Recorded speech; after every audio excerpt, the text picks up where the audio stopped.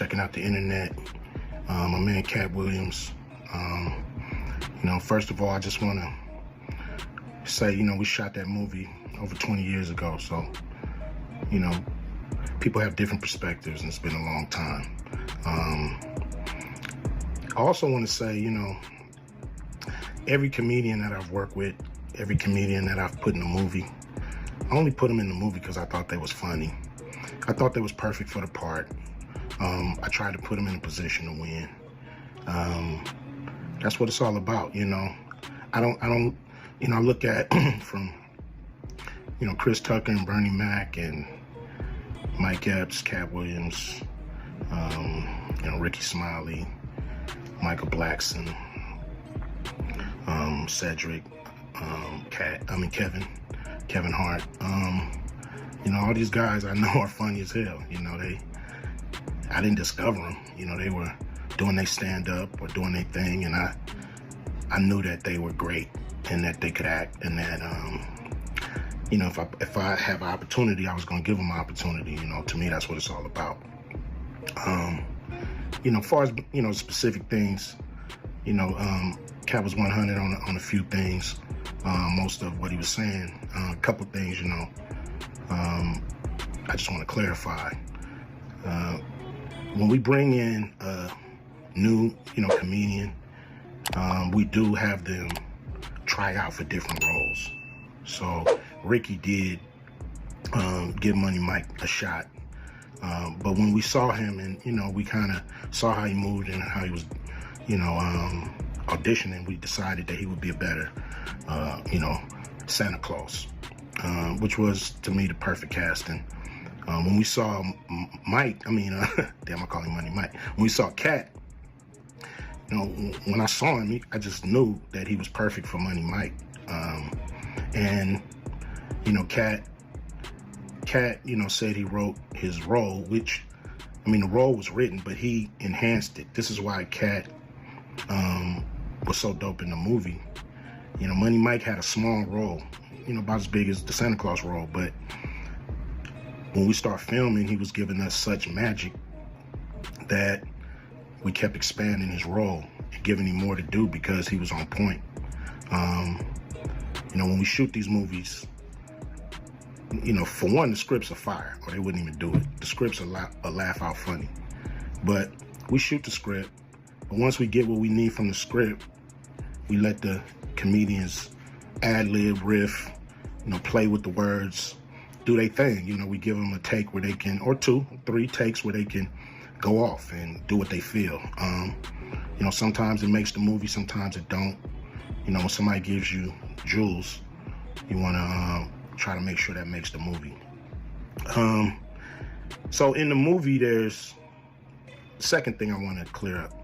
I would never shoot a rape scene in a movie, especially like Friday, where you actually see this happening on camera. That ain't my style. If you check out any of my movies, they're not raunchy. We did a movie called Players Club where the subject matter was a little raunchy, but for the most part, even that, we left it to your imagination. So the only reason that kind of stuff was in the movie is because you have 3 villains in Friday After Next. You have Santa Claus stealing presents. You have Damon, just got out of prison, sweating. Craig and Day for the rent money. And then you have Money Mike, a pimp that treats his woman, like a property. So Craig is always fighting the villains in the movie, from the Joker Brothers to Debo. And so we already had Craig fighting Santa Claus. And the only real way to get rid of the other 2 villains was to have them go against each other. And the plier joke was always in the script. It was never, we would never ever show that. That's not my style if you look at any of my movies. So, that was never a discussion. We, at that point in everybody's career, we would listen to a certain extent, but we wasn't gonna change the movie for any actor. We do what we feel, and if it was a rape scene, it would have been in the movie.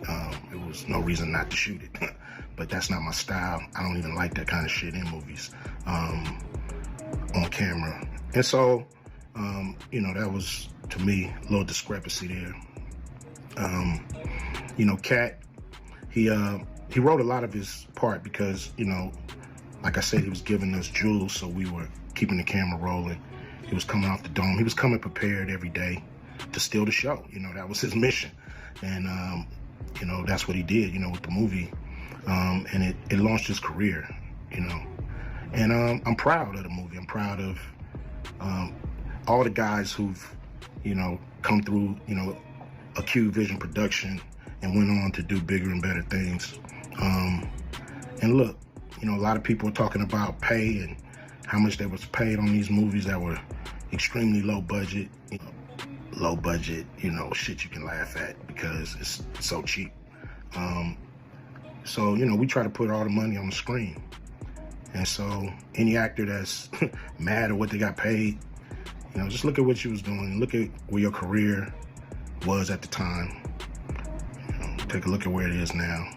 And Friday has something to do with that, I believe. And I put a lot of people in movies, but they ain't never put me in a movie. So you can take that for what it's worth, you know what I'm saying? I've given a lot of these guys opportunities.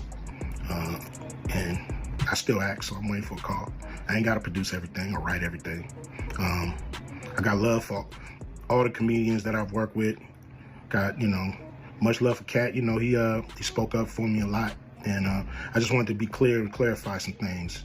And shit, man. I hope y'all have a good 2024.